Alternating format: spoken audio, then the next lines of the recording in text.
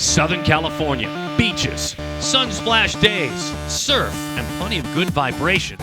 But we're selling more than California dreaming. It's called the PGF, Girls Premier Fastpitch Softball, the best of the best. And they play right here, but from coast to coast.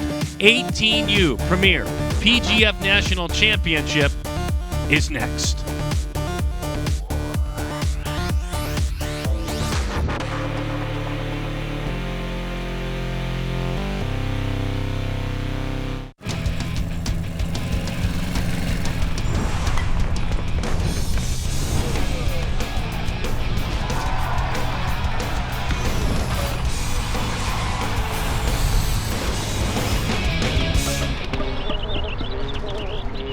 They are the finest players in travel and high school softball. Very soon, they'll be the finest player coming to a campus next to you. This is the Premier Girls Fastpitch 18U National Championship game here in Irvine, California. The Cal Cruisers against the Firecrackers, coached by Tony Rico, both very traditional Southern California programs. Hi there, folks, and welcome back to the ballpark. It's a great Friday to be talking softball on ESPNU with all of you. This is Olympic gold medalist Amanda Freed. My name is Darren Sutton. Two tradition-rich programs, and we start with Tony Rico's Firecrackers. Starting in 1990, they had to fight off a loss. They are 6-1 overall. Nicole Bates, a key part of their team. She really is. She's a playmaker at the top of the lineup. When she gets on base, she runs the bases really well. She makes things happen. We're going to have to score a lot of runs here today. The team wants to jump up on top offensively. Bates is committed to go to Washington. That's what we've talked about. Each and every program so deep with commitments. Now, for the Cal Cruisers, they also had to absorb a loss and had to win an if game yesterday. The Cal Cruisers, a program founded in 1988. Sievers, Mel Sievers, is the main man with the program. Name familiar because granddaughter Jasmine Sievers is an Oregon commit. We'll watch her today. Oh, she's an amazing shortstop. Great composure out there, a lot of maturity. She's a rock on the infield. They're going to need her offensively as well. Again, the team who scores the runs, the team's going to come out on top, and then we're going to see how both teams get it done in the circle. Starting lineup for the Cruisers. Not us. We won't do it. Jenna Cohn, you are up. Introduce us. Hi, my name is Jenna Cohn, and I'm with the starting lineup for the California Cruisers. Leading off is Brooke Cantillo. Hitting second is Riley Sipe. In the cleanup spot is me, Jenna Cohn. Next is Hunter Ava, then Jasmine Sievers. After that is Brea Ava, then Martha Espinoza. In the 8th spot is Paige Hallam, then Elise Morris. In the flex spot is Chloe Romero. Catherine Vestal is in the circle. Firecrackers, Rico number 63 on that jersey. Brooke out of New Braunfels Canyon High School, and she is committed to go to the University of Oklahoma. Let's take a look at who works behind her defensively. Again, a very, very talented team, top to bottom, with Riley Wester in left, Keisha Gibson in center, Alyssa Barrera in right. Anna Kofta is the third baseman. Bates, Flores, and Allen round out the infield. Mary Iacopo works behind the plate, and Brooke Vestal is in the circle. This is fun, and as you listen to the starting lineups, as we walk you through those that walk up to the plate, we hope you're paying close attention anyway, but just understand, a lot of times it's Irvine, California, and within a year or two, it's Oklahoma City. It's the Women's College World Series. That's what this Premier Girls Fastpitch is all about. And congratulations to these two specific teams for surviving. Oh, absolutely. We talked about how long this week is and how on top of your game you have to be in order to get to this point in this week. And hats off to both of these teams for coming with their A game. Brooke Cantillo from the left side of the batter's box leads it off. Cantillo out of Foothill High School. She's committed to play softball at Mississippi State. Last year she played PGF softball with the Explosion. Another key player in this lineup when you talk with both coaches and those college scouts that are here that have either missed or signed these players and gotten those commitments. This is a key at the top of the order. We also mentioned Bates for the other lineup, but top of the order in Cantillo, she really is a table setter.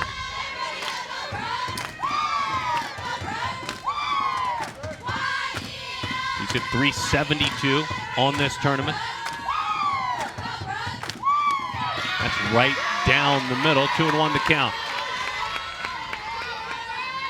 We'll keep listening with all you accomplished in the circle. We love to have your insights as you watch Vestal work. And Vestal's really been a workhorse for this team the entire week long. She's been very consistent. She's got a ton of poise in the circle. You can see she's not an overpowering pitcher, but she just hits her spots really well, changes speeds, and is able to keep these hitters off balance. Two-time Flow softball first-team All-American. Max Prep's first-team All-American.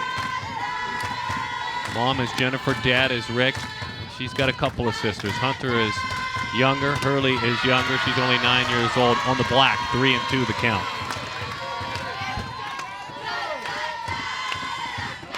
Kiefer Cantillo, simply put, like any leadoff hitter, get on because she can fly. Pre-med is where she plans to study after she bids adieu to this, the national championship, and heads to Mississippi State. In on the hands, they're playing tight. Up the ladder, what a way to start things. Nicole Bates kept drifting. Snow Cone pulled it in.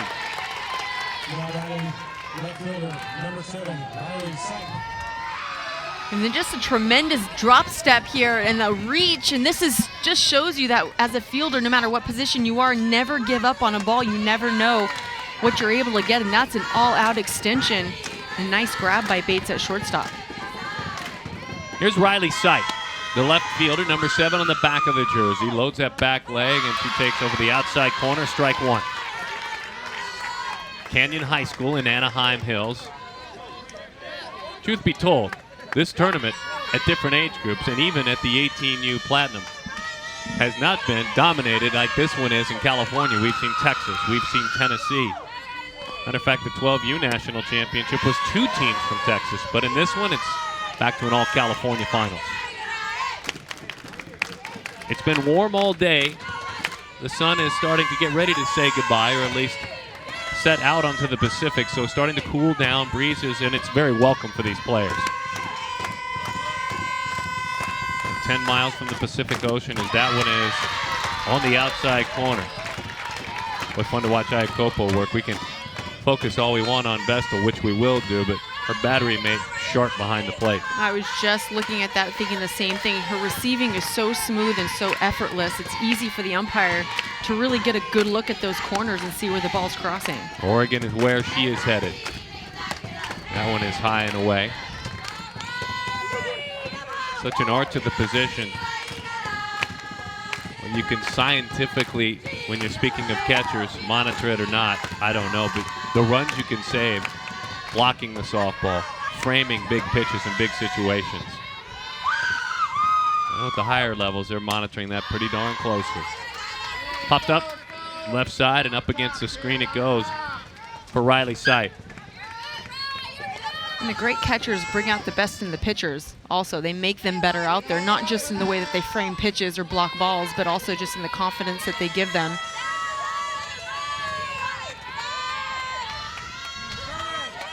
Sipe this season has played in 61 games, has had an on-base percentage of .439. This includes the tournament and then games before. High pop-up.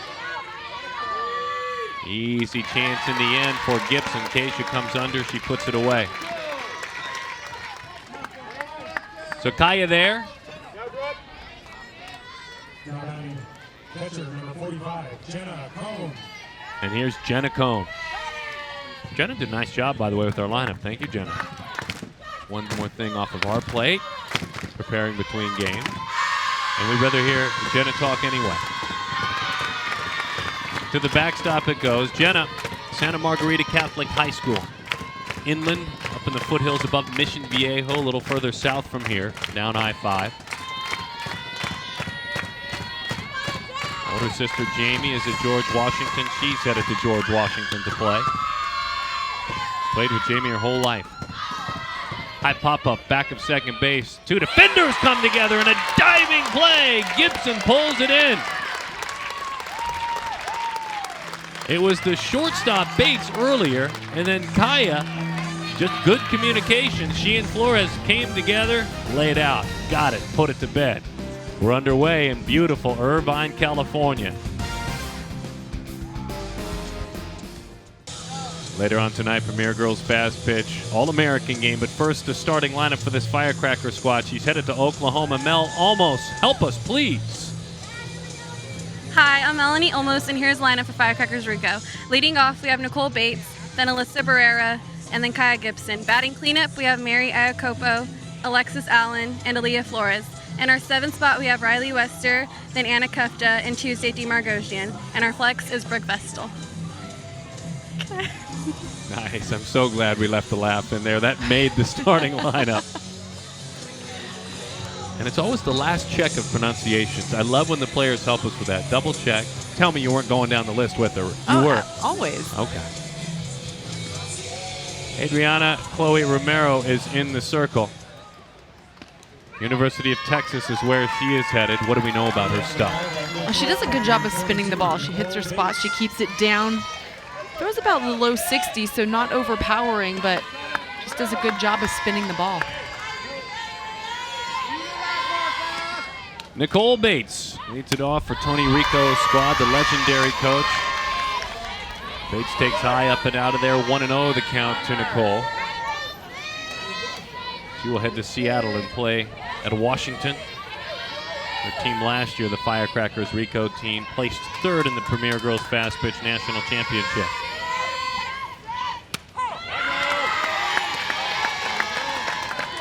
One and one the count.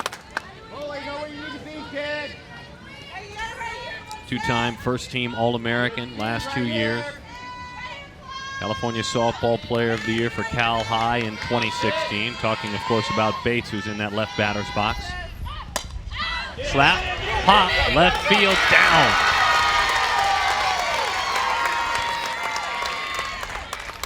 Defensively, we saw Sipe going to work. That one in front of her in left field. Let's take a look at her mates.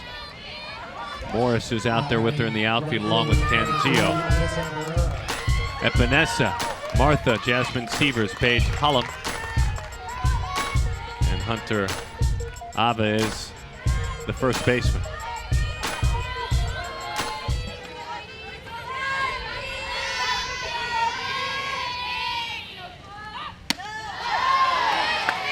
Just up above the belt, strike one, Alyssa Barrera. Bishop Ahmad High School, Utah. She will go play at Utah.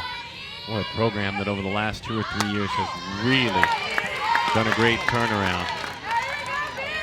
I'll ask you, as someone who thrived locally, why is this man so successful? You really have been a part of the foundation here locally. Tell us why. Well, I think he just does a good job of maintaining an organization that takes pride in, composure and professionalism and emotional stability and all those things that we as softball players can sometimes let get out of control. Our emotions can run wild in a game that we want to be so successful in, but it's really about developing players to become great athletes at the next level. And this is just their stepping stone to get into college and to be successful there. Painting over the outside corner, down goes Barrera. And right away, a great assessment of Romero. Just good command. Yep, working off the plate a couple of inches there. She works inside, outside, nice rise ball, but then paints that corner just on the outer edge of the strike zone. Jenna went and got it, too. I mean, a tip of the cap to Jenna. Beautiful job going out there and getting it as early as she can. She did it again. It's interesting. You reach out there, what's framing all about? If you let that pitch play you, that pitch is high a moment ago. Kaya Gibson has graduated from Redmond High School, and she will be heading to Seattle very soon. A little bit too far outside, couldn't sell that one. John Gibson, his dad, Kristen, his mom, younger brother Matt, and a first-team All-American according to Flow Softball. Play ball first. Outfield playing her a step or two the other way, as you can see. There's a gap in right center field. She takes that bunt with her. It ends up in front of the circle, in and out of the glove at first. Hunter couldn't hold on. It was on first and second. I would imagine that'll be a miscue on the first baseman. Guess it had to be a quick play, bang, bang play. Gibson has a lot of speed. Nice transition, good throw. Just squeezed the ball at first base a little bit too early.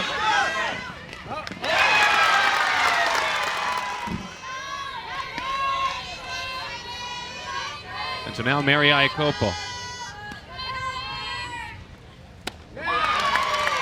Talking about her exploit behind the plate. She's in the hole 0-1. Mary out of Los Alamitos High School. Oregon is where she is headed. That was ruled in error on the first baseman, Hunter Ava.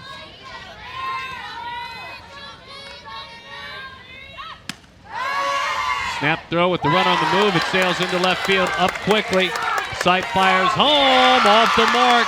Another throw to third, the tag. That ball pops loose. Everybody's safe, and a run for Firecrackers Rico. Well, a couple of back-to-back miscues, and you don't want to let either team with a crack because they'll jump right through that door. Well, Coach Rob Weil at third base is very aggressive when it comes to running. Little steal on third base that forces that error, run scored, and then another throw over to third. He's not afraid to test it out on the base paths. And see Bates taking off. It's a foot race. Epinesa turns to cover, but just not in time, and then Bates goes to score. Another throw down. Kept in front, but Firecrackers safe all around. Mel Sievers pulled his defense and his infield together.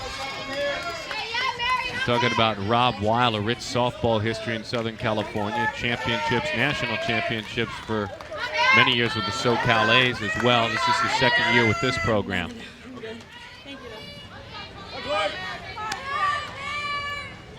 Mary Iacopo goes back to work the business of her at bat with the runner at third now. A 1-0 lead, 1-2 the count on Mary.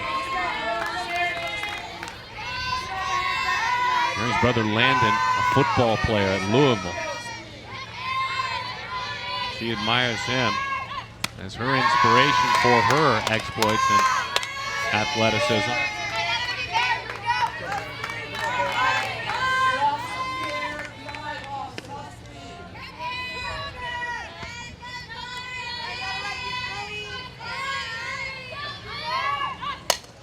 Fly ball right field.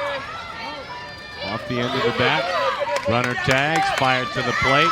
Not in time, another run. Taking advantage of a defense that has betrayed them, and it's 2-0.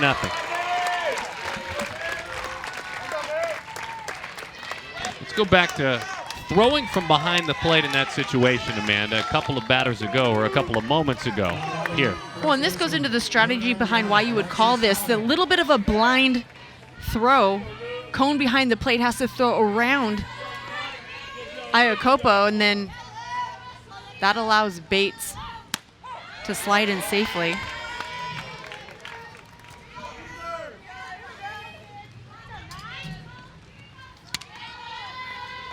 Alexis Allen, Oak Hills High School, U of M, maize and blue.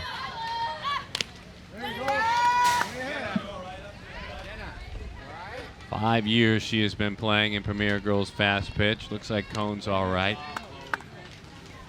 Yeah, grimace, that tells the story of that position. Here we go, Luke. Come on, Luke. Speaking of, we'll be joined at some point by the third member of our broadcast team, Elena Konkar, who is a college catcher herself with her perspective.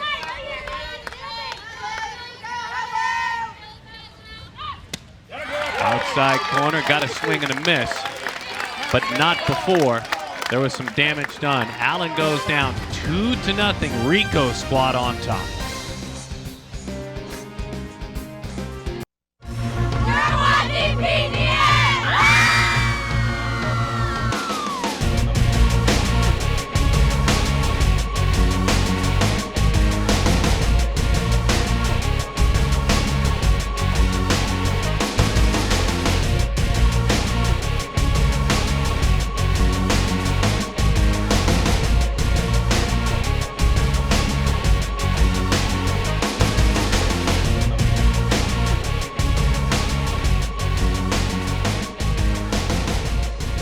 music of Emblem 3 at the opening ceremonies to the visit from Jenny Finch, legendary coach Sue Enquist, and the piece that matters maybe the most, raising awareness and money for the John Wayne Cancer Institute. All part of the opening ceremonies at Huntington Beach Central Park. This event gets bigger and bigger every year with the amount of teams coming in.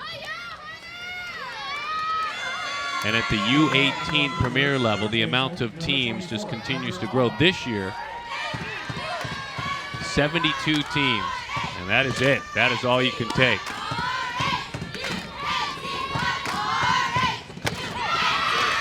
We are back underway with strike one.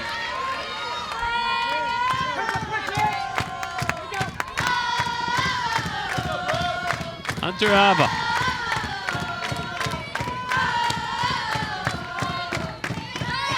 Of West Hills High School.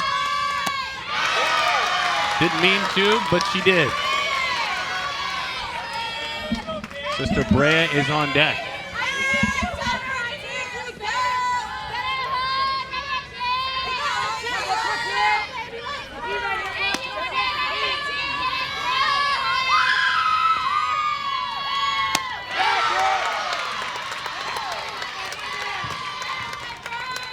Down she goes on strikes. A quick switch in the lineup, by the way. It looks like they made it at the very last minute. That's Jasmine Seaver who's been moved up in the lineup. Here's this, though, a moment ago up the ladder. And Brea has been moved down behind her. So Brea is now on deck. Here is Jasmine. Key player goes after the first pitch. How about getting rid of that like she did at short? Nicole Bates, what a decision, what a play. She knew it and managed from that back-loaded position to throw with something on it. Now, this play is always tougher than it looks, but good athletes make it look more routine. Bates goes in the hole, grabs this on the forehand, has to replant, doesn't even really shift her weight entirely.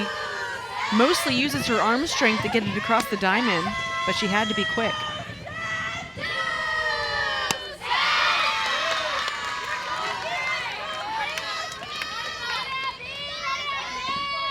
Hunter Ava making her college choice. Michigan, Texas, Alabama.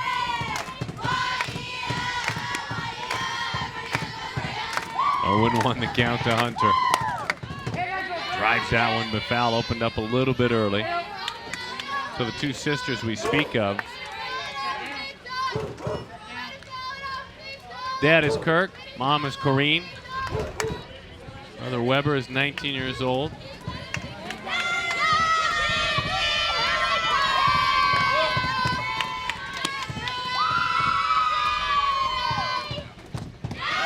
Got to go right over the top of that one, and that cleanly ends the inning. Got both Ava sisters on a strikeout. 1, 2, 3, 6 up, 6 down. Vestal dominating the start.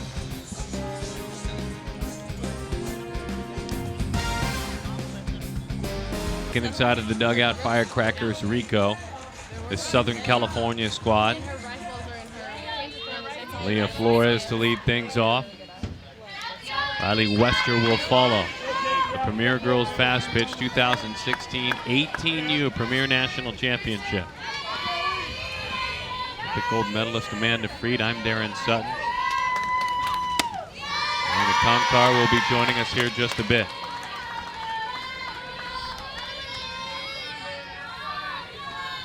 Flores will be playing her college softball as a commitment to Oklahoma out of Grand Terrace High School.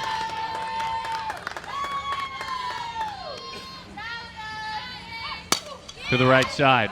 Tough play on a hop. Hallam up to the task. Page on a 4-3 ground out. Good piece of hitting, a pitch away, and just drove it hard. Have to keep finding pitches like that to swing at, and they're going to start dropping. But then when you've got a pitcher like Romero in the circle who's got a lot of spin and good locations, it's tough to square up on a lot of those balls. Chloe Romero. Choked way up on the bat is Riley Wester. Out of Edison High School, Long Beach Edison popped that one up. Easy chance there. And Vanessa Martha, the third baseman, has that one land right in the basket. Quick work of Wester, who's out of Edison, who's a Notre Dame commit. Well, and that ball was very much inside a great location on that pitch. Wester's choking up, so she's really just bringing barrel straight to the ball, and it was still able to get in on her hands. A great pitch location by Romero. He took a bit of great Diamond Sport High School and a great program at Huntington Beach High School. Talented national team members on the baseball side, and then some of the better softball players as well. One of them is Anna Kufta right here out of Huntington Beach High School, not too far from here. She's going to Maryland. Back to the screen it goes. No balls and 2 strikes to count.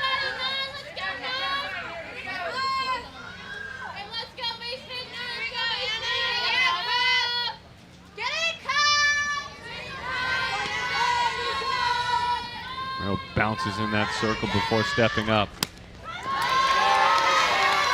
Kufta takes off the plate and outside. Mom is Nancy, dad is John, her younger sister is Kelly. She's on the high school team with her and also plays for the SoCal Athletics, another very strong program out here. Multiple national titles at the 16U level. In the center field, diving attempt, she held on! Elise Morris with a fine play. We've had 3 spectacular plays, 2 in the outfield, 1 in the infield. We promised really good softball. Sometimes you like to under-promise and over-deliver. We made big promises, and they made us look even better.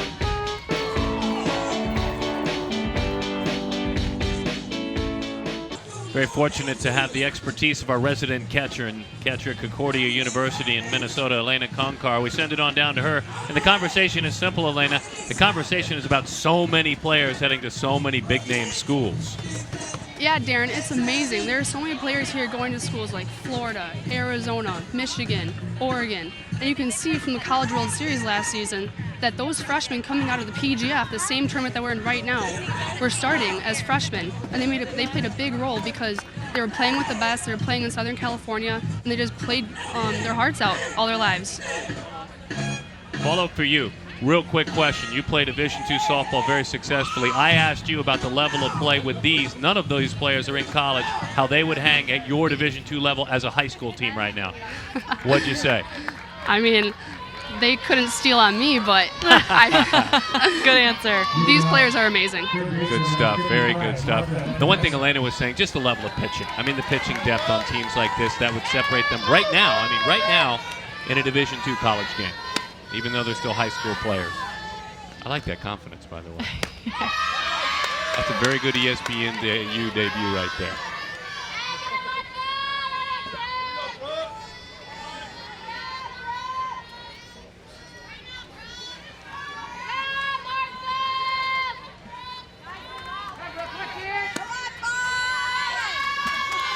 Martha Espinoza pops that one up to the left side.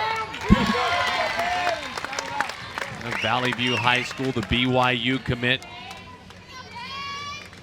She is erased for the first out of the inning. Boy, Vestal is a handful to deal with. Changing lines of sight, working in and out, changing speeds, and we're just getting started. That one elevated. Espinoza committed a lot earlier than she wanted to.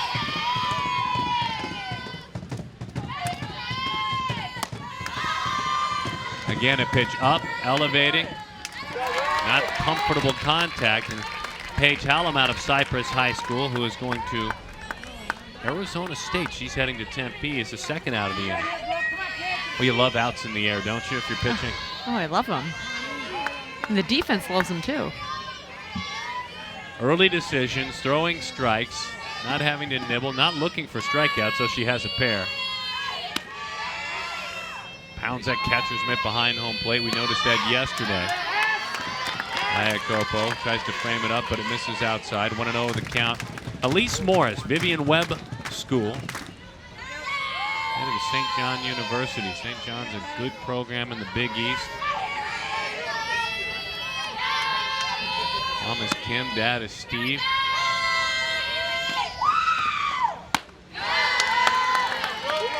And just about through this Cruisers lineup for the first time, and they've yet to test the Firecracker defense on the dirt.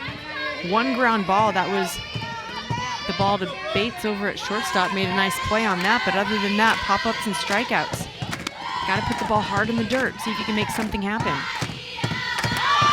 Bunt, did it get her out of the box? It definitely hit her. Where was she in her motion? Obviously. Hey, know where you are. Let's go on nine. You can hear know where you are. Let's see what we see. And it looks like it bounces straight back up. Her feet looked like they were still in the box, even though her body was leaning over the plate. It was a pretty quick up and down, so judgment call, no argument.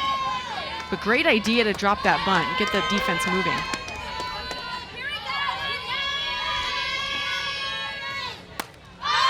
Popped up, back behind home plate, and into the seats it goes.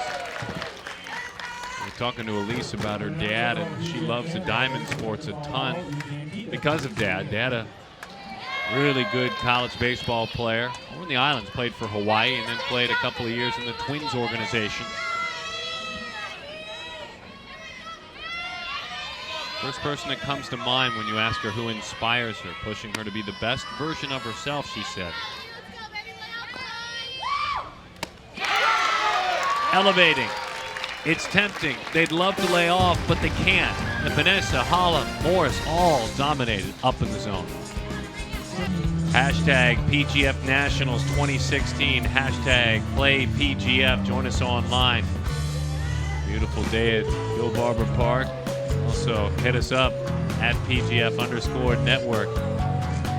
National championships we have seen. You see a good version of the youngsters, the 10Us earlier today. The Tennessee Mojo with a 10-3 win over Texas Intensity. It's been a great Twitter follow today when we've had a chance to peek in. Back to the business at hand, though. In this national championship game, Tuesday, Durham Margosian out of Northwest High School. He's going to Austin, Texas. Her commitment is to the University of Texas. All 4 years, her team's softball most valuable player has been fabulous in the classroom as well. She wants to do what we do. She wants to broadcast. She wants to be a reporter. She wants to learn the news and sports broadcast business.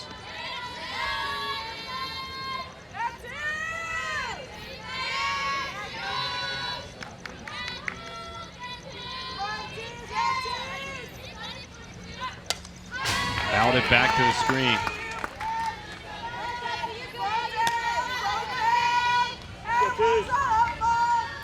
These slappers going through the box are so good at just putting their barrel on the ball enough to spoil pitches.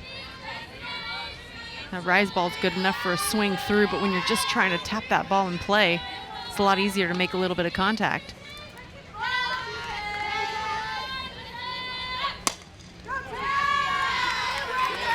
And I always marvel at slappers in this setting. We just saw it.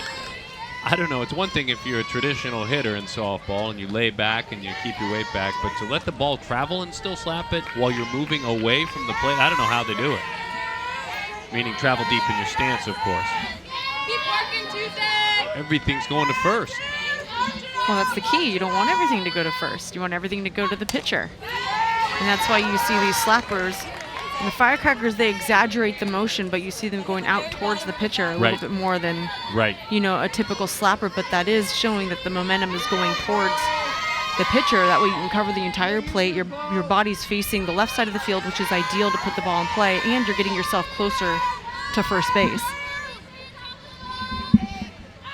And so on 1-2 this time, it was going to the pitcher, but softly in the air. That pitch in, you run the risk of what happened just there. She jammed herself a little bit. Yeah, and that was just a great sequence of pitches also, keeping it on the outside corner, working up, getting a lot of foul balls, and then working the inside for the jam.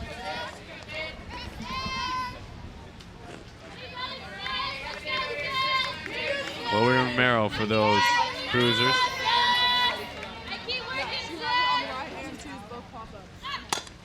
Tries to get it over her head. High bouncing ball across the diamond. No play.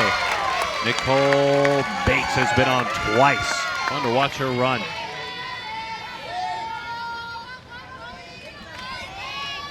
Just busting it down the line. And it's fun to watch her explode out of the box as she makes contact. And really, as an infielder, you have to rush through that play. And a lot of times you don't get the right handle on the ball, or it's just flat out too late to get those runners with speed. To the left side, that one is foul off the end of the bat. Alyssa Barrera.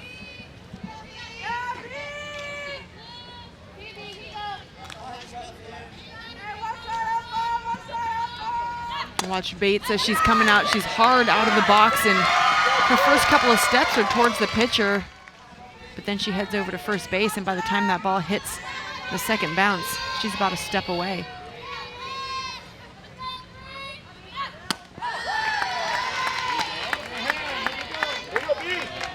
No balls and 2 strikes to count. Bishop Aman High School, certainly a tough prep school, Catholic school here in the Los Angeles, Orange County area. She has handled her business in the classroom. Slaps that one down the line, and that one is foul, Alyssa Barrera. National Honor Society member. 100 hours of science in her 4 years during high school.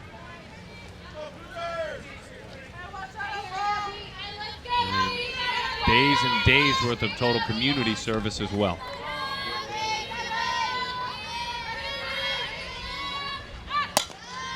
Bounces that one out toward short. Stevens finally gets it out of her glove. A little panic for just a moment, not too long. The old soul shortstop with a nice play gets the lead runner.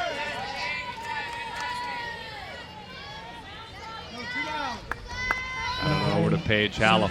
Number 6, Kaya Gibson.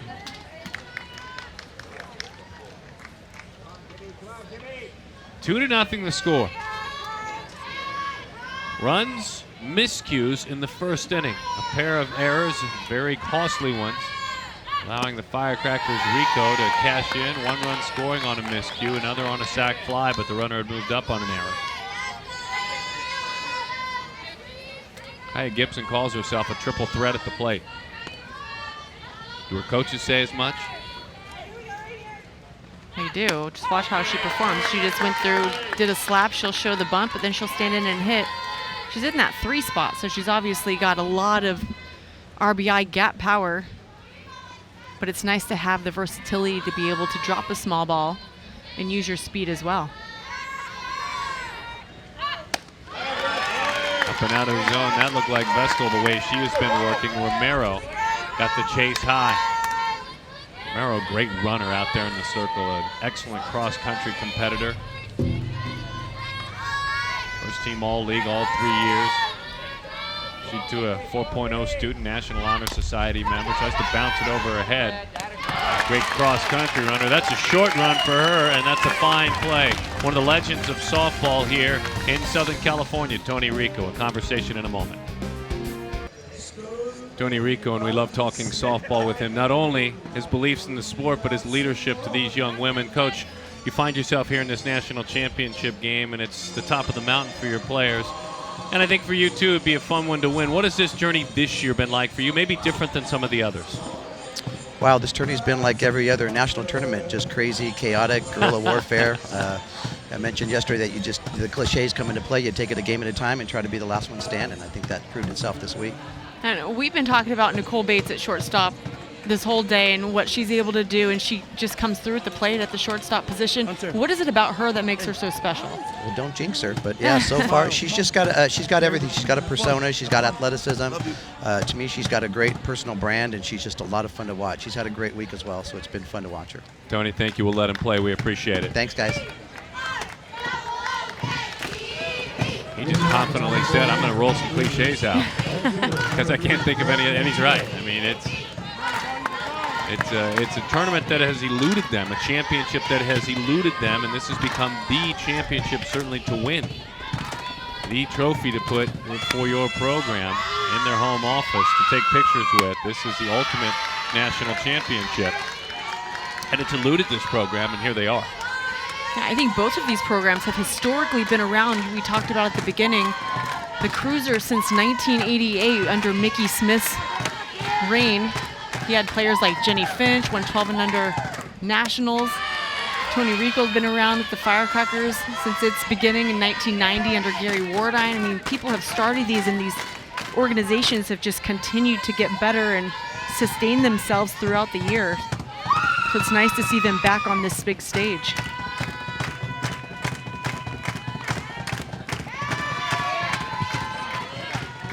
Not a hit allowed to this point by Brooke Vestal. She's been so good, the Texan, New Braunfels Canyon High School.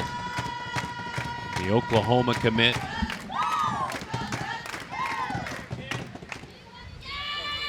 Got a long line of football on Dad's side. Great-grandpa played football at Rice, and Grandpa played football at TCU, and Dad played football at Baylor. Talking about Vestal, of course, in the circle. Or Cantillo with the bat in her hand. She lined to short to get things going in the first inning. The leadoff hitter back to the top of the order, headed to Mississippi State. This is an opportunity now coming up in the second time through the lineup to make the adjustments off of Vestal that the Cruisers want to. Start putting the ball down in the ground.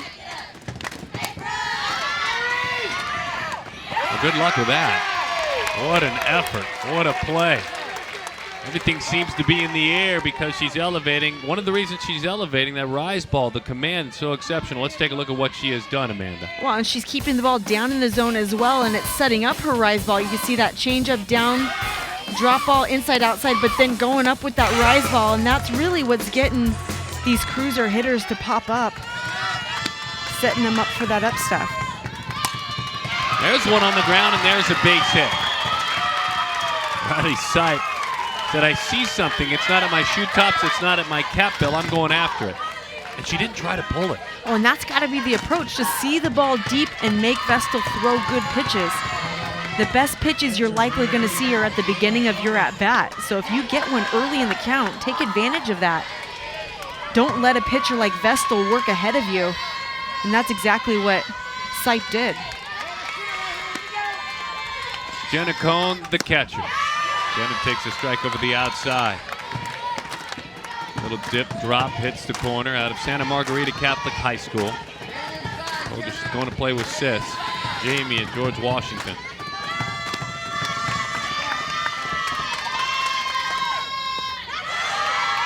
Locked up by Iacopo. No surprise, we've seen her work in framing and leadership.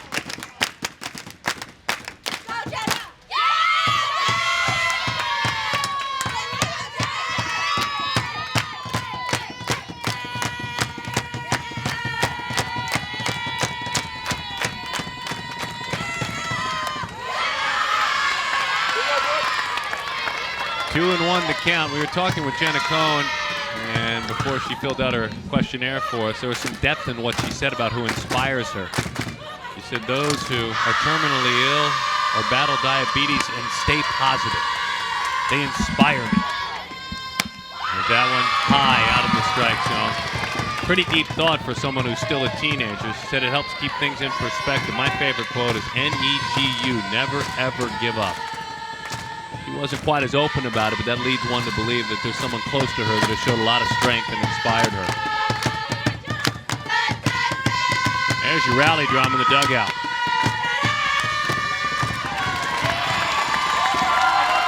Cone is on. Here come the Cruisers.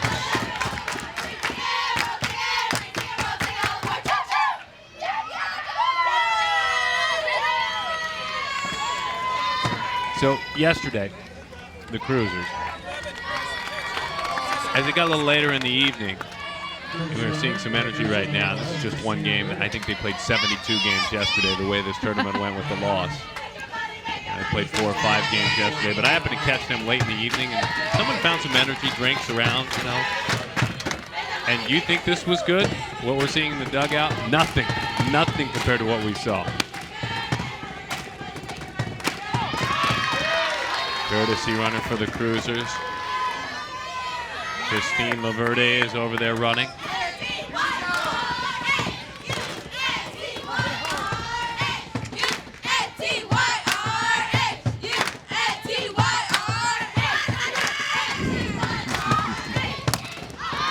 High pop, foul territory. Laverde, by the way, the courtesy runner out of Cypress High School. She's going to play at Chapman in Orange, not too far from here. Beautiful little campus. Orange, California, one of the classic cities. It's old Southern California. If you ever want to see what old Southern California redone looks like, go to Orange. Great restaurants, and that's where Chapman is. Not too far from where the Angels play. Into the dirt. Hunter Ava.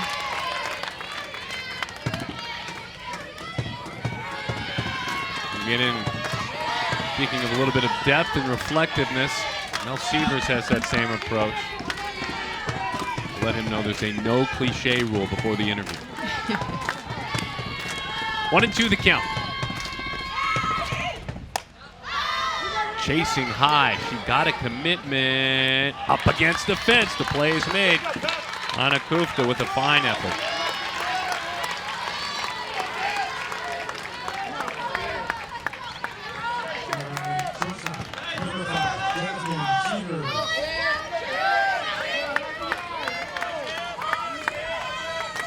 Jasmine Sievers. Mel's out there. We showed you Mel. This is Mel's granddaughter. Grounded out to short. She takes strike one. Capistrano Valley High School. Headed to Oregon. She played with the Cruisers a couple of years back and finished second in the PGF National Championship 14U division.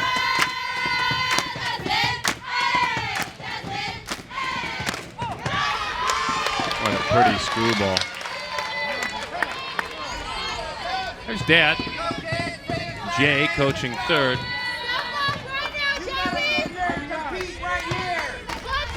And there's Grandpa.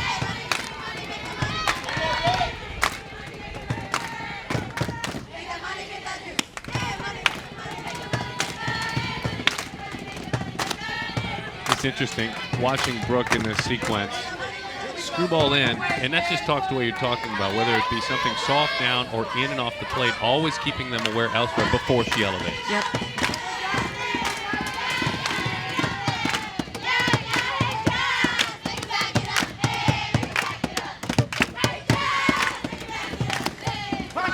She had him out front that time. Looks like she changed up on it, I think anticipating a rise ball.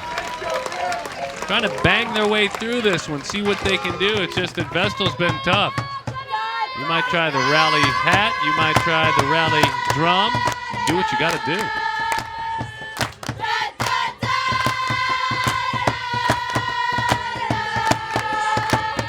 Two to nothing, Firecrackers. Rico on top of Mel Sievers' Cal Cruisers. We go down into the dugout with the legendary coach. And coach, being close to your team last night and enjoying their energy, it seems to be that it's endless. It carried them through yesterday and last night. The passion that you not only allow but encourage in your dugout seems to make a difference the entire game.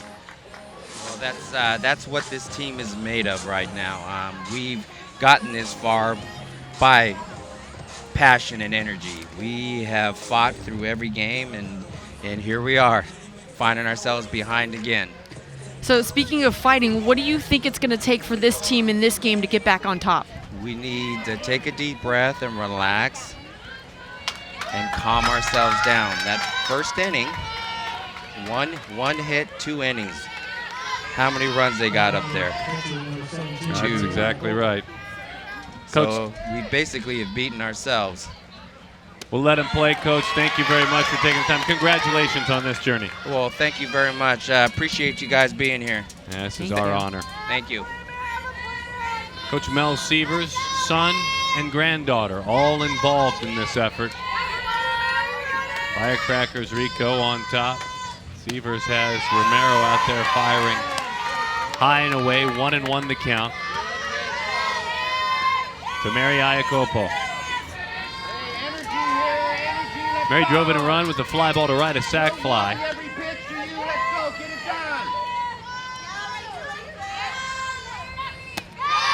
The good take as that one sails up and out of the zone.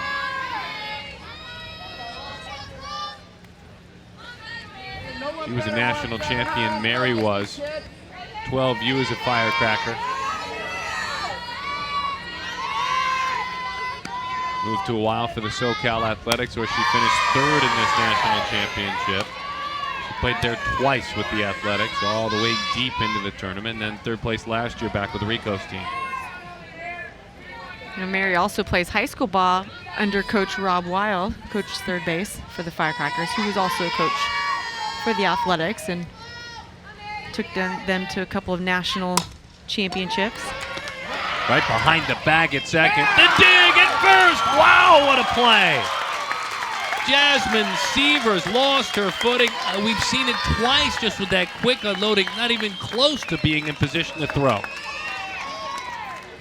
Well, just look at this. Not just the stop from that ball going into center field, but this is why you love your first baseman, when they can pick you up on plays like this. You have to get rid of that ball. The fastest way to get it over to first base is throw that ball down. Sometimes you end up short hopping, but the great first basemen pick you up. I don't know where we start with the top 10. Hashtag SportsCenter Top 10. There's 4 I'd like to submit for consideration. We had a chance, this game alone has a chance of taking a couple of steps inside of that top 10 as Alexis Allen lines to right field. 2 diving plays in the outfield, another fine play on the infield. Severs with a mouthful of dirt behind the bag and a great dig by Hunter Ava at first base. Aaliyah Flores.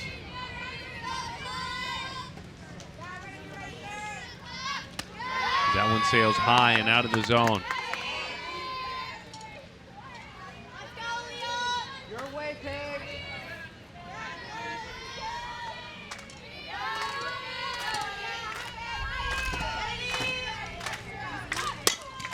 Rolled out towards short.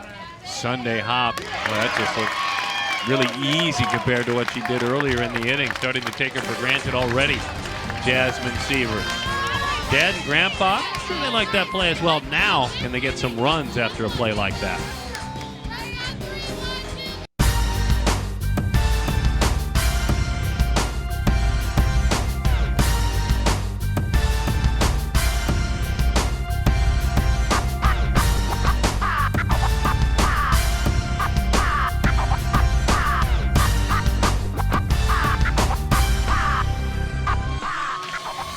Premier Girls Fastpitch 18U National Championship game here on ESPNU. We're proud to be joined as the Cruisers hit by the CEO of Premier Girls Fastpitch, Dan Hay, who has each and every year managed to put together with a lot of help a better and better and better tournament. And I think the key, Dan, that excites all of us the most, it's for the kids. I mean, you have really made it a great week, from the opening ceremony to the Emblem 3 music to the legends teaching them, and the caliber of softball for these kids. You have to be thrilled here on this Friday.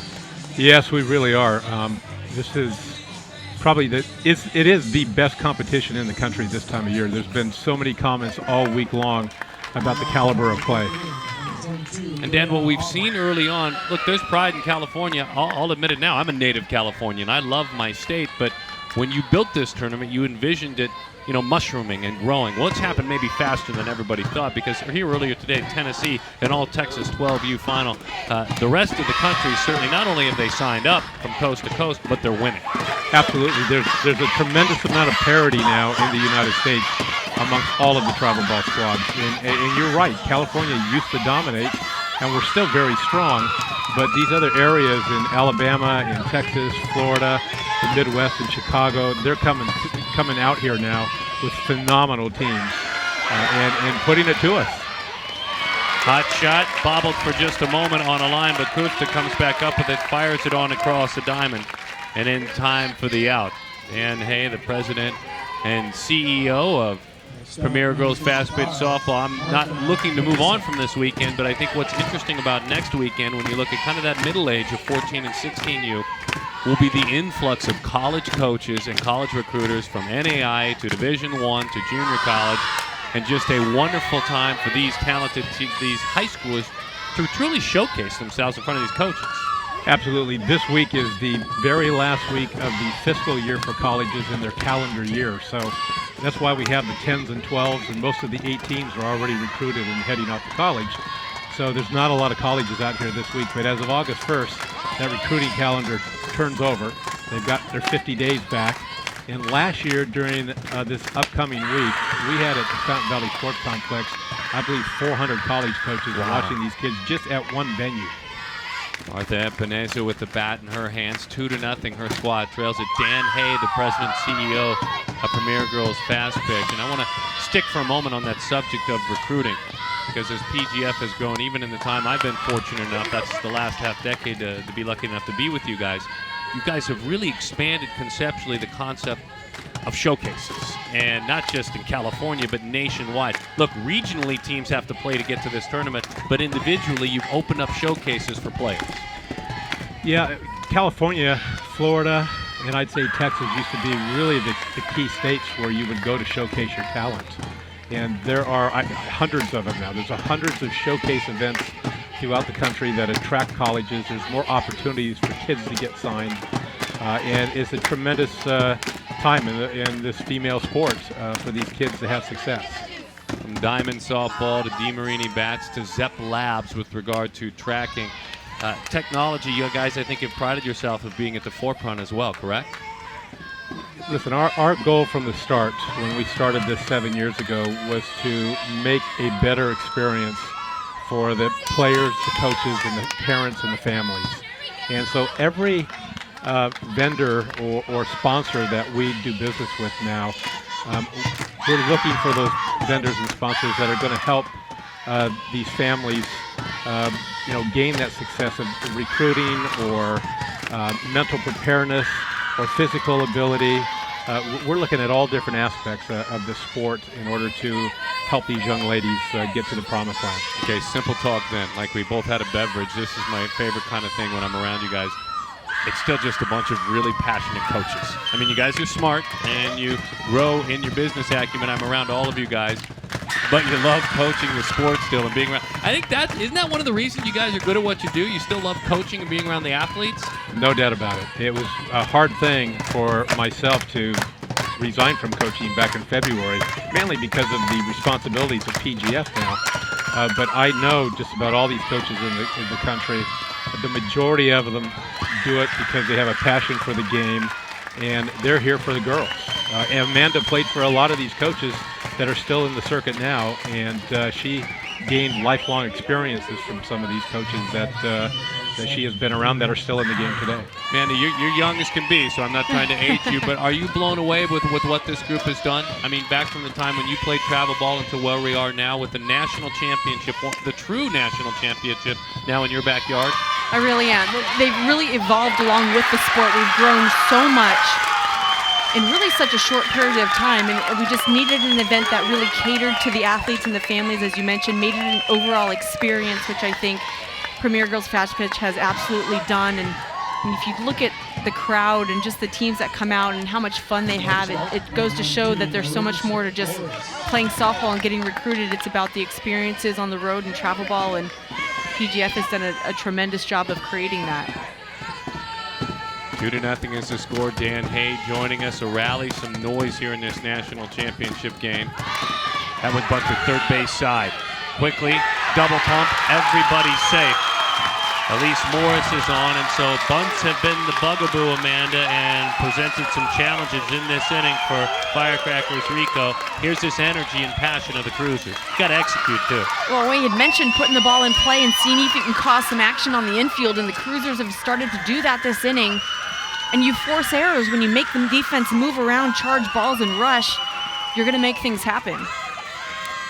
Dan, finally, before we let you go, I think one of the pieces that has to be talked about, and I love talking about it with you each year, is the John Wayne Cancer Institute. You guys really don't want to do this if you can't give back, and every year with more teams and more people, you're able to give back each year a little bit more. Yeah, absolutely, and we got touched here in Southern California with one of our players that came down with cancer, a young lady that's very close to our heart here in the Southland with one of our organizations, and it really brought this cause a little bit closer to us. We've raised, after this weekend, I believe in the last 4 years, well over $200,000 that we're donating to the John Wayne Cancer Institute. And I would like to also mention, Darren, an event this big now, 27 fields, over 1,400 games, 8 age divisions. You can't do this by yourself. We have over 200 employees during this 2 weeks making this happen. We have such quality people at PGF that put in so many hours. You're right. I mean, you've seen us. We're all dragging at the end of these 2 weeks, but I've got some very committed people that I'm very proud to have around me. Honored for us to be here. Thank you, Dan. We appreciate it. Thank you. Dan Hay, the president and CEO of Premier Girls Fastpitch, really setting the stage and explaining why we're here. I think the last piece, the most important, when you hear about a young athlete who is trying to win her fight against cancer. And you certainly, you know, as a parent myself, you hate to hear with it hitting home. I mean, I think all of us as adults say, give it to us, not to the kids. Let us try and win that fight, not to the young people. So we appreciate Dan sharing that with us. Meantime, look who's really putting their foot down.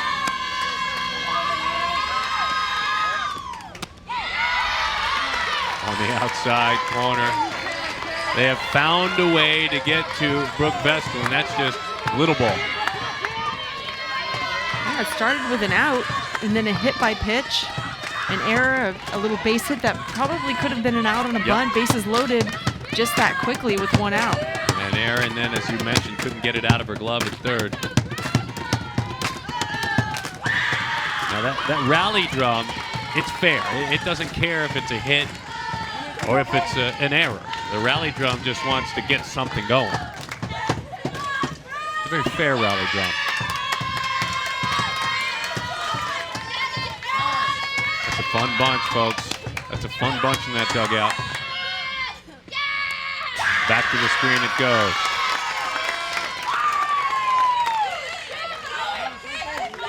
Interesting seeing the Cruisers lose in their game yesterday. Right on it, by the way. Wow, look at the head. Stays down the whole way through that long, quick swing. Just missed that. Brooke deals it, manages to get a swing up in the zone, and a huge out of second out. Oh, boy. Nothing better than a pop-up that travels 15 feet with the bases loaded. Left fielder, number 7, Riley Sipe. And you grind your teeth because you chase the pitch up when you go back to the dugout. Riley Sipe had a pretty swing. Was the first hit of the game, a line drive to left field through the 5-hole, and that was a couple of innings ago. Sipe not interested. Pump throw, back standing up. Epinesa. Sipe is going to Auburn. He is an Auburn commit. Iacopo tried to put that throw right on the money. Get some help from the dugout as she peeks in.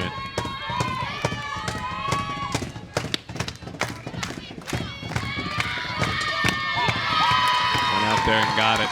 If you happen to maybe turn around, you're grabbing your beverage, hushing your youngsters, whatever you have to do, or calling them in to come sit with you. If you hear that pop of the catcher's mitt behind home plate, pay attention. That means the pitch is about to come. Iacopo. Watch. Listen. All right, there we go. Turn around. Every time.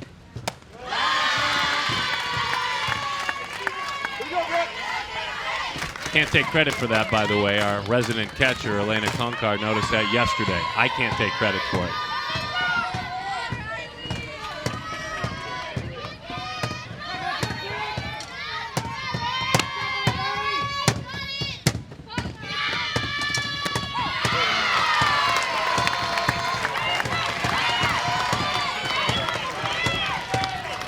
The name of the game for Vestal is to get a hitter to commit to an ugly pitch. With the bases loaded, she did it to Cantillo. Can she do it again to Sipe? And she's got one to waste right now at 2-2. Will it be elevated? Will it be down? It's up, and it's a take. That's a lot of discipline at the plate to let that pitch go by. He's really making Vestal work for this at-bat. So where are your guts now? You have the bases loaded. You got to go for it. Throw it again? Challenge up. All right, Throw here it we through go. the zone. Let's see if she'll elevate again. If it's a take, it's ball 4. bouncing ball. She got on top of it. It was chest high. Got her. Somewhere in between, she just attacked and went right down the middle, up just a bit. And I mean just a bit. She made her pitch. That's a 0 on the scoreboard, 2-0. Defense has been the key. We've seen pitchers throw strikes. We've seen defenders get it done out in the center field. Kaya Gibson, she was matched by Elise Morris. And then behind the bag at short, Jasmine Sievers. Unbelievable effort. And a dig on the other side by Hunter Ava. That one, that's got to be one of the special plays of the night. A top 10, Sports Center top 10. Amanda Freed, Elena Conkar, Darren Sutton, glad to have you with us. We'll hear from Elena in just a minute, our resident catcher on staff, college catcher with her insights. But first, back to work.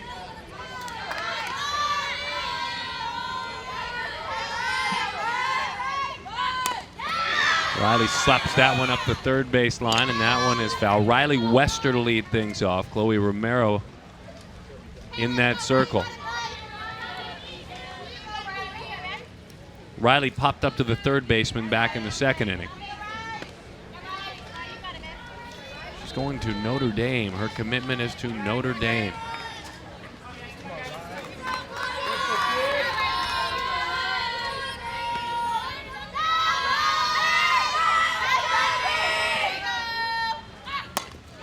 Slapped right to the shortstop, Jasmine Sievers. Elena Kunkar standing by. Elena, what do you know about a chair? What have you found out for us? Yeah, guys, if you walk into the Firecrackers dugout, you'll see this unoccupied chair. And it's a memory of the old Firecrackers coach, Norm Perez, who recently passed away from cancer. Norm Perez and Don Menard worked with Tony Rico, the head coach, and they were actually his mentors. And they formed this legacy. And you can just see the respect for Norm by the parents wearing shirts with respect for one another on the back of their shirts. And that just shows that you can be a great softball player, but we also want to make sure you're a great individual as well. You know, I can't say enough about Norm Perez. He was one of my coaches back when I played travel ball for Gordon's Panthers. He knows the game so well, but he's just such an exceptional inspiration to the ball players, and just the way that he treats everybody. He was lost in November, and he's really missed by this entire organization in the softball world.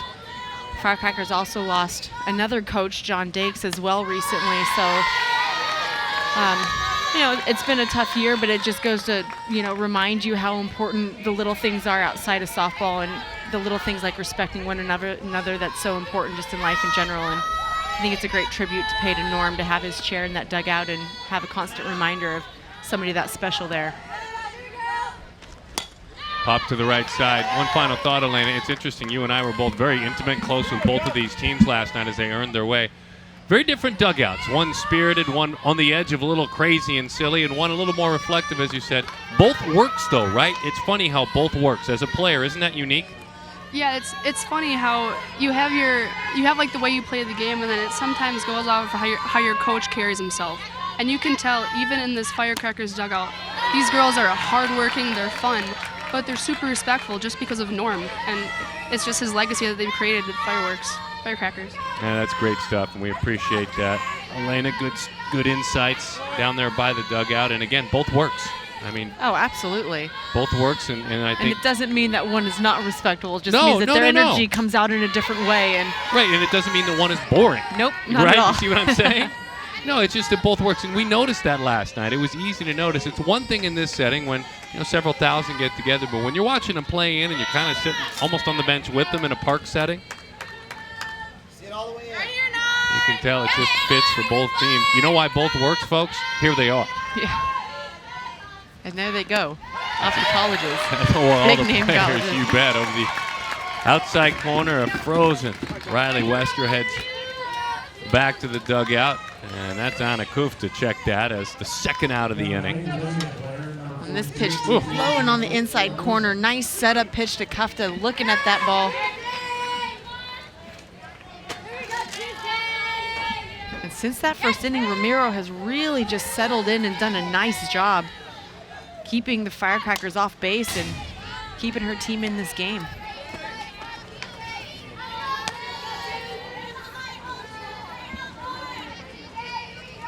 Tuesday, Margosian.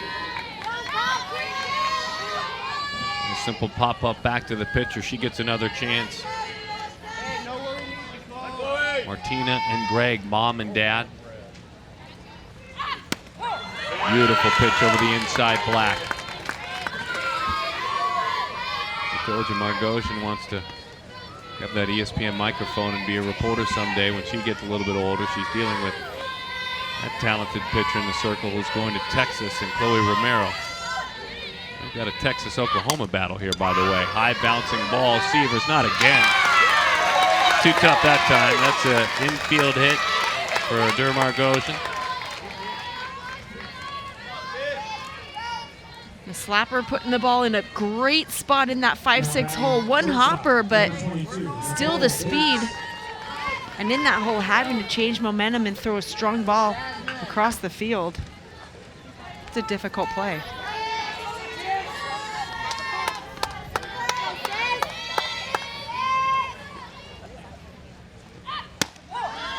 Technique, success of the slapper. Look at running through the box, a long first stride, head down, shoulders in. Good bad angle to the left side. Her momentum goes towards the pitcher first and then to first base, but that does cut down the distance to first.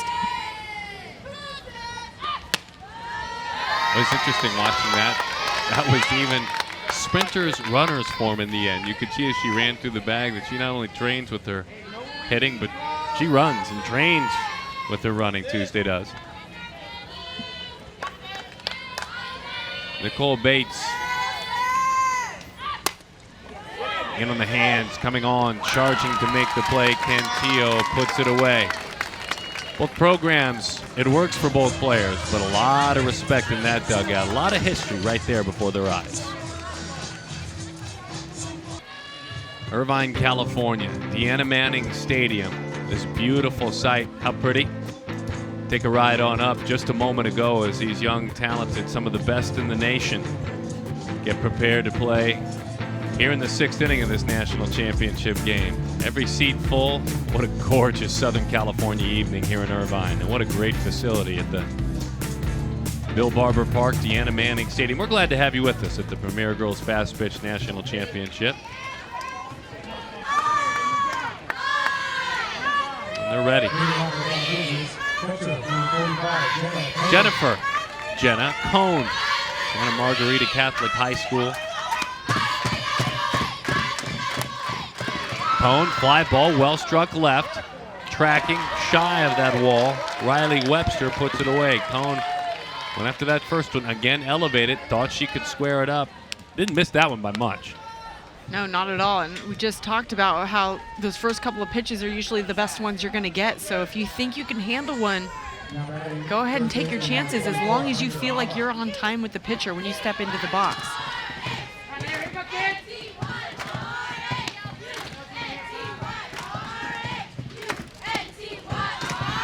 You're talking about the sisters, the Ava sisters.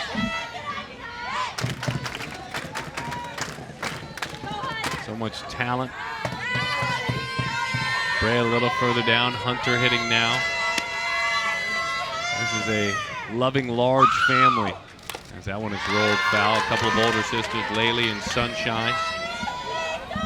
Baby brother, they call him. Baby bro, Lloyd. Sister Shanti, who's a couple of years older. And older brother, Weber, as well.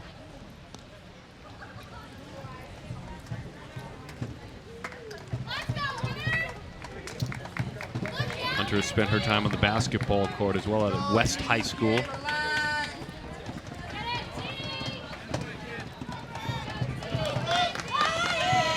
Sis looking on in the dugout. She's due up in a couple of batters from now. Brea Ava.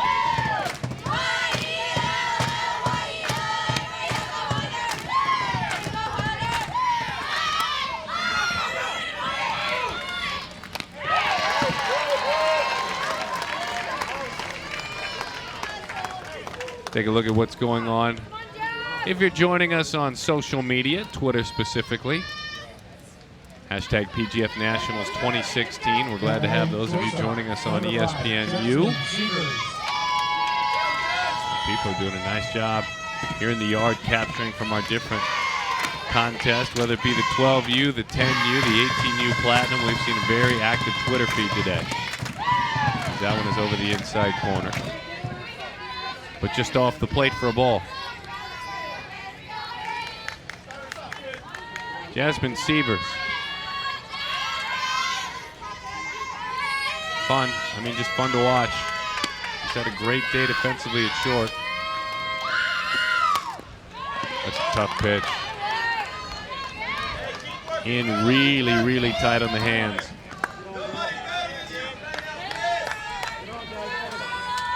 Now, when you watch Vestal pitch, it's like she's got deceptive speed. She gets that ball to creep in on the hitter's hands, but then will just paint the outside corner. It's not an overpowering kind of speed, but it's definitely keeping the cruisers off. Changeup dips inside. Just something different to look at a minute ago.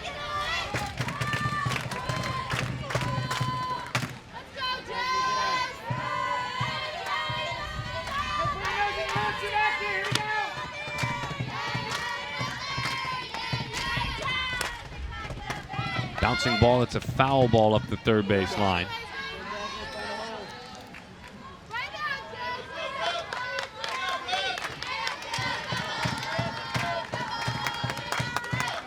An honor roll student with a 4.2 GPA. Trying to take home a straight A's in this national championship. Again, it's up in the air. This one into the seats off the bat of Jasmine Sievers. 72 teams started the week. We're down to a pair playing for a national title.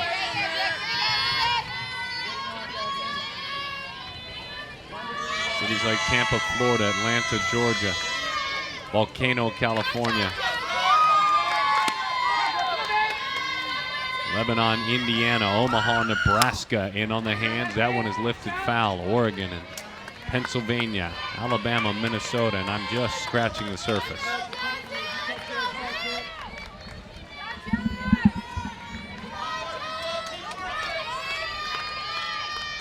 Next half inning, legendary head coach Sue Enquist will join us. We love Sue's state of softball address each year that we have with her. So, behind home plate, Mary Iacopo held that catcher's mitt up, came up out of her crouch a little bit. Was that a decoy? Because that was a changeup down. It could have been. Maybe it's just her saying, hey, we need to get this pitch up a little bit more, but for a changeup, typically you want to keep that down. Set it up. That was because you never would want to change up, right? Ever. Not typically, unless you see something just glaring that would call for it. That one was up. There's your example. A secondary pitch up, and you don't have to do a whole lot. That's Jasmine's first hit. With 2 outs to the right side, she sends it into right field. She sees it deep after that changeup, loses her bottom half a little bit, but still gets good at bat angle into right field. These athletes are so athletic that they're able to kind of manipulate things that go wrong in their swing and still get things done.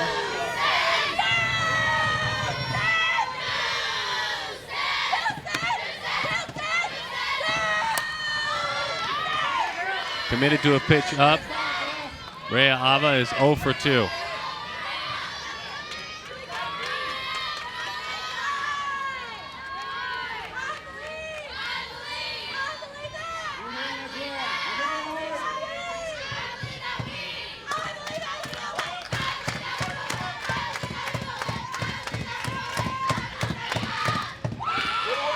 One sails low. And the count 1 ball, 1 strike. Outfield very deep. A lot of space to dump one in, but deep out of respect for this power hitter. The DP, Brea. Infield obviously all the way back. Nothing to expect but a hard hit softball. Changed up on her, got a commitment. Brooke Vestal going to Oklahoma. She describes her PGF experience the last few years, and I quote from Brooke, amazing.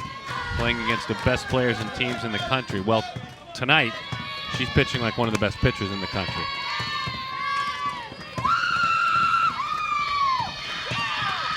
As I was saying, fun to watch her work. By the way, a quick reminder, this, at this level, is the highest stage you can stand on. She's doing this all night long. Brooke Vestal, you'll like her in Soonerland.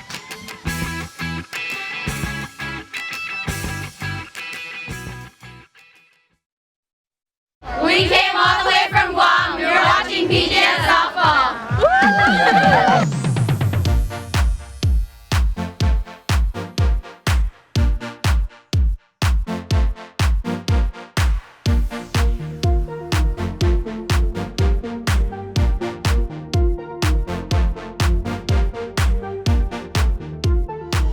I guess I can't sign up and play anymore, but as you watch a video like that, you want to sign up and play. We're moving closer to a title. Sue Enquist, who won so many, the legendary coach, nearly 1,000 victories at UCLA, if you include her time as a player, starting back in the 70s and coached there until 2006. Sue, glad to have you out here, and I love your state of softball thoughts because you've earned the right to have your thoughts. And as you see softballers tonight, you see this crowd.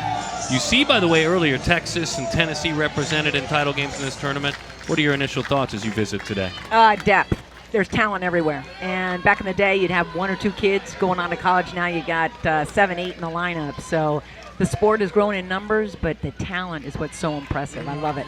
Proud to be a part of it. And in the other diamond sport, they always talk about keeping athletes. They always talk about it. It feels like softball is doing the same thing, keeping more and more and bringing more and more athletes to the softball sport and maybe keeping some that otherwise might play other sports. Are you seeing it? Oh, there's no doubt about it. But we have to stay focused on that young group, that 6 to 12-year-old group. That's where we've got to really take care of them through education and development. So softball families realize that this is a great place to be.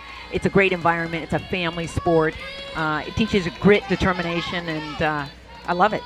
So how do we do that? How do we do just what you're saying with regard to that education development? PGF needs to take some responsibility and do that. I'm sure they're doing it, but how do we do that? I think we do it through standardization, and that's where a lot of the work that I'm doing on right now with OneSoftball.com is being an educational voice for softball parents regarding recruiting, regarding character development, and regarding the principles of the game. And if we do that, softball families are going to stay in the sport. If we don't make it enjoyable and we don't make it a learning opportunity, then they're going to pick other sports.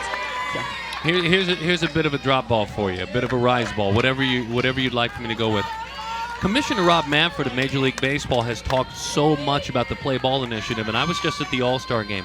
There were softball players, softball leagues, softball organizations everywhere because he told his officers that work in his office, I want them here. When you hear that, what do you think? Well, we've just got to get a little bit more organized. We are so much bigger than people know because we're so fragmented. But this is where we'll all come together. We come together on education. We come together on wanting our child to get better at their sport. And we know that the recruiting becomes an important part of it. So we put that roadmap together. We teach those student athletes the great things that the sport gives them. And I think everyone has more fun. Legendary head coach Sue Enquist joining us. I like to say San Clemente native. I mean, there's so many titles, but, you know, a good part of the world, right? Absolutely. It's a great place to grow up. As an Orange County native myself, and the 11 national championships at UCLA as a player and a coach. And it's interesting because you can showcase your skills, too. It's easier, with all due respect to all the recruiting you had to do and maybe the drives that you had to do and the backfield you had to show up. Even Premier Girls Fastpitch, and you want it even more organized, showcasing your skills is easier for players now as they get to about 14 and up. Well, there's no doubt about it, and we do have everybody getting into the exposure business, the combines, and the ability to be able to assess objectively, which is an important part of the game, is to create a level playing field through objective measurables, and so we're starting to do that. PGF is getting into the business of providing not only education, recruiting roadmaps. They've got a big partnership with NCSA, which is a recruit education company, so I'm excited about what's happening in the game, and PGF is leading the way. And they need to PGF keeps their standards up. Everybody does, right? And put the kids first. That's the key, right? Put the families first. Perfectly put the said. Families first. Let's take care of the parents. Let's help the parents in this journey as well because they're such an important part of it. All right, I just landed from the moon, and you're going to tell me what the next big thing coming in softball that you're most excited about. You've touched on a couple of them. What are you most excited about? What do you want to see either change or grow? I am excited that next week we might get back into the Olympics. That's announcements. Knew you'd coming say that. In. So I pray every night for that, and I think we're going to be able to collect. I'm going to predict right now that next week's going to be a great week for softball. We're getting back in. We're going to go back over to Japan. We're going to get that gold medal and bring that thing home. She's fired up. She just poked me in the chest. I'm hurting up here. Sue, thank you very much. We Good to appreciate see you, buddy. it. Legendary coach Sue Enquist joining us. Members of so many Hall of Fames, and Amanda's old coach as well. Chopped right back to the center, into the circle. The play is made. Kaya Gibson for the second out of the inning. Mary Iacopo now with her opportunity to hit. Man, she's fired up. Love Passionate. that. We talked about passion all on the field today. That's good Bringing stuff. it into the booth. I mean, that's exciting stuff. We've been working so hard to get softball back in the Olympics. There's no, I mean, I'm biased, but You've been there. there's no You've done reason that. it should have ever been taken out. So the fact that we're fighting this fight is one thing, but we are so close.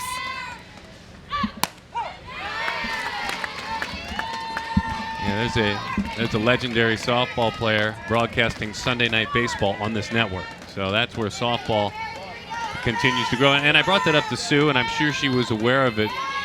But just being down at the All-Star game and so much involvement in the facilities and that fan fest, what went on, I never had any idea, and I was thrilled how much softball was represented at a baseball event. And its Commissioner Rob Manfred has said it has to be this way. So I think that's a good thing. And they're going to go back into the Olympics together. Baseball and softball uniting in this effort. Line drive, diving play. And a big, big inning, but it's getting late. 2-0 is the score. Trying to close this one out. She has been oh so good. Brooke Vestal, 3 outs from a national title. You throw strikes, they make plays behind you. It's easy to say, but then to do it as often as it has been done on both sides. And it's been fun to watch. You bet WebGem. WebGem caliber defense. Jasmine Sievers, Nicole Bates. There's Sievers, Bates before. And then right behind the bag, middle of the diamond, Sievers of the Cruisers with a dig and an incredible effort by Hunter Abba at first. I don't know how you even get that throw. For good measure, many top plays that have been around it, a diving play in the outfield. I'm going to stretch it a bit when I say there's got to be 2 plays in the top 10 tonight. Now, I know it's a day full of Major League Baseball. I understand all that. Maybe at least 1. Got to be 2. I'm going to go with 2. And some phenomenal defensive plays today. Brooke Vestal, do your thing. She goes back to work. First pitch swinging, high fly ball, well struck, it's deep. Sight up against that wall makes the play. Oh, baby, she gave it a ride. Martha Epineza, big scare, heartbeat skip. And that one kept carrying and carrying.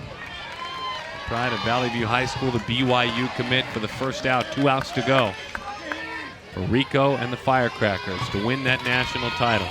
Riley Wester way back by that wall, and she just kept going. It looked like that might have been that one run to jumpstart this offense.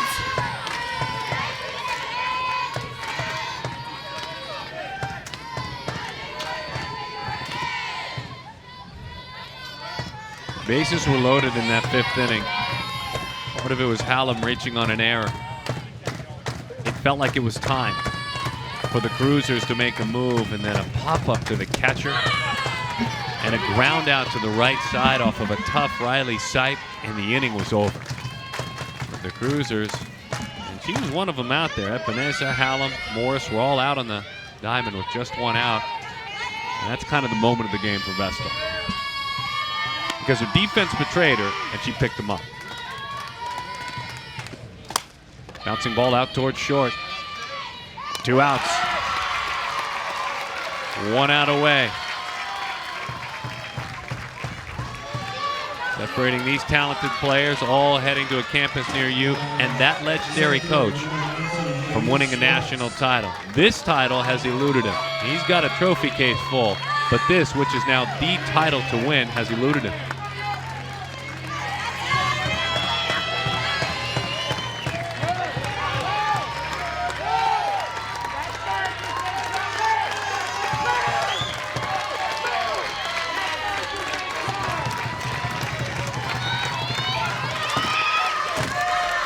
Families, fans stand on the third base side.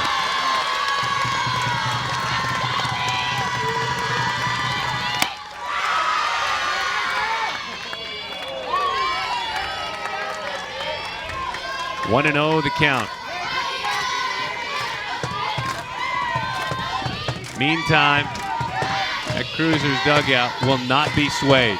You can hear them on the other side. While they rise on one side in the stands, that dugout bouncing around on the first base side. Nothing doing, not interested, Elise Morris. What does Rob Weil have to say here? Tell me what this visit is about. You got 2 outs in the 7th inning. You just got to get down to doing what you've been doing all game. Let the defense work. Keep the ball down on the ground and, hey, enjoy the moment. There's some smiles on the faces out there, and you feel it close, but you also can't, just let it go at this point. You got to close it out and then take your moment, because the Cruisers see it as having one more out, and they're going to give it all they got. One more out, maybe one base runner, and we saw just a moment ago a ball hit to the wall as the breeze gets more and more blowing out to the outfield. If you're the Cruisers and the way they have played, it comes into focus very clearly. You see one base runner and a blast, and we have a new ball game. The count is 2-0.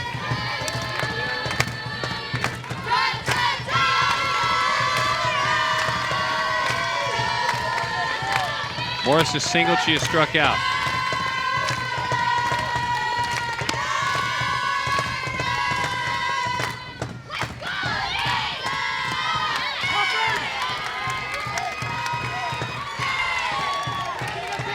Three and 0 the count.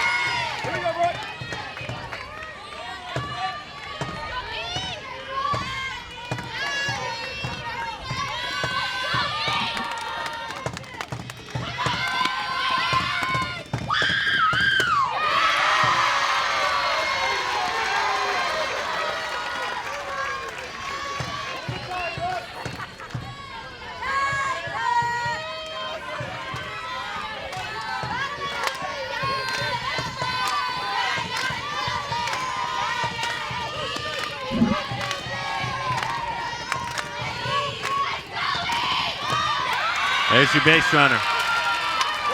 There's your hope. There will be more noise in that first base dugout as Brooke Cantillo now takes her shot.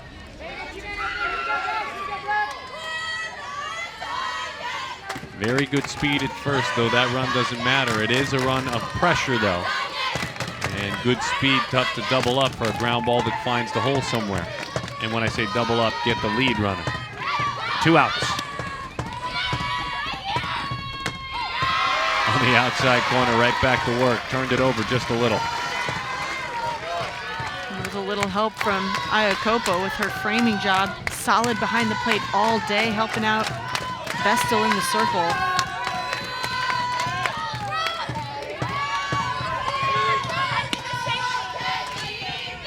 Brooke Cantillo with that wide open stance. Mary can't sell that one. She tried, 1-1 the count. Cantillo looks very patient in the box. Just trying to have a quality at bat. If she doesn't get a base hit, just trying to get herself on and put a little bit more pressure on this Firecracker defense. Rolled, foul.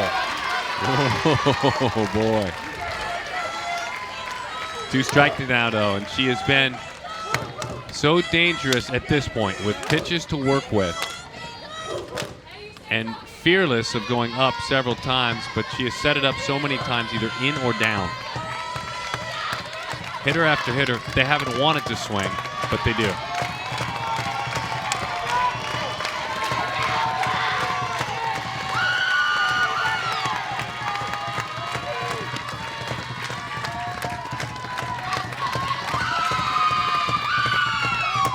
And she swings that time to the middle of the diamond. Appropriate that it ends that way. And out in the air. The gloves fly in the air. And for Tony Rico and the Firecrackers, it's a national championship. The 2016 18U Premier PGF National Championship belongs to Firecrackers Rico, led by Brooke Vestal. Congratulations.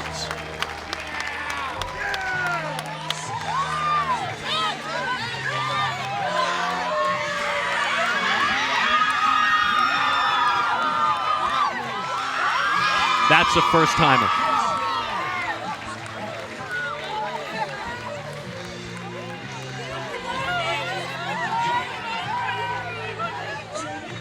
Out to the other side, the Cruisers. So much fun to be around for several days, how they played. This is appropriate the way it ended, though. This told the story, 1 out of her game. Oh, absolutely. And just look at this pitch, the location, indicative of where it's been all game long. Fly out, and then the celebration. A hard-fought tournament on both sides of the field, the Cruisers and the Firecrackers. Only one team can win. Firecrackers got on top with those 2 runs in the bottom of the first, and that was enough to hold on behind the arm of Vestal. So very good in the circle. Brooke Vestal, so much good to talk about. Nicole Bates, fine play defensively. Kaya Gibson in center field, an outstanding play as well. They took advantage of early offense. Bates started with a single, then there were some miscues. And it's not that the miscues happened, it's that they closed the deal. And you knew with a team like the Firecrackers or a team like the Cruisers, if anyone were to give a run away, it would be taken quickly. Let's go down to the field. Elena standing by with the legendary head coach Rico. Elena? Coach, congratulations again on your championship. I know you had an up and down summer. What was the turning point when you knew your team had the ability to win today? The team came up short in our tournament in New York with the Triple Crown Championships, and it left a little bitter taste in their face. And then Coach Rob, who's done a great job of head coaching this team and leading them to this championship, kind of practiced them pretty hard and kind of tested their will a little bit. And after that, they really bounced back and everything seemed to fall in place. So we're really thankful that it worked out this way. Girls on your team are from all across the country. How do they find unity with each other to win championships like today? You know, we try to teach this to all of our teams. When you build a culture and you treat people to respect each other, things fall in place and the stuff on the field happens a lot easier than you think. So it's about building a culture. Congratulations again. Back to you, Darren. Thank you. All right, great job and keeping it simple. Wonderful questions, good interview, and reflective answers. Rob Weil, the head coach of this team, certainly, and there's that final out, and that's Tony Rico getting all wild and crazy. That's about as emotional as you're going to see him get. And really exciting to see, an exciting moment for this team. There are some emotions there, though. As Dan Hay begins to hand out the national championship trophies, both teams.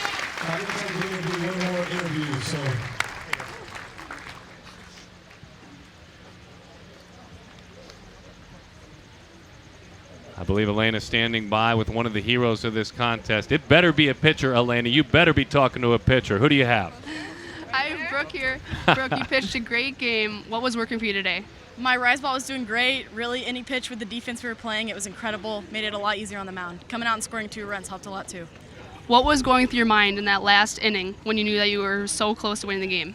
Just knowing that I had to do it for my team. They've been fighting for me all week, and I wanted to do this for them, for our seniors especially. Awesome. Thank you again. Back to you, Darren. All right, great stuff, and I'm glad you had a pitcher. You needed to talk to Brooke with the work she did.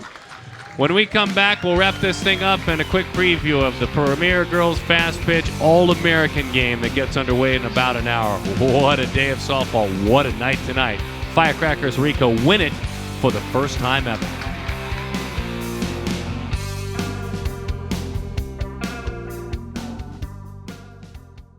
Hardware is being handed out, and a great job by Elena down on the field, back up here to the broadcast booth. And it's this great little program handed out just a few moments ago for all of those that came in to see the 18U national title game. There's a reason. There won't be a place to stand or sit, and these are the programs. This is the first ever of its kind, and a very unique, because coming up in just a little bit, Premier Girls Fast Pitch, the All-American game. These are the best players. Now, some have been taken off these teams. A true All-American game, an All-Star game, heading into their senior year. We are thrilled to be coming back in about an hour, aren't we? Oh, this is going to be a phenomenal game. I mean, you talk about the talent we just saw here on the field. This is the best talent from this entire tournament that's going to be playing on one field together. These girls going off to play Division I college softball. You're going to see a bunch of them on TV next year. It's going to be a great game. By the way, there's one little caveat that we throw in there. There's a coach's roster, too. And let's see, Jenny Ritter, Garland Cooper, Susie Brasney, Jenny Fitch, Tony Mascarenas, Crystal Bustos. Pretty good coaches, too. And I get to keep you. Some talking going on. Yeah, there's going to be some. I get to keep you in the broadcast booth. Well, this was fun. A national championship. This tournament all day long has been represented by teams from all over the country. A couple from Texas, Tennessee. But this one was about California. This one was about Tony Rico's Firecrackers team for the first time ever. They're the Premier Girls Fastpitch 18U national champion. She's Amanda. Elena, great job down there. My name is Darren. We'll see you next time at the ballpark.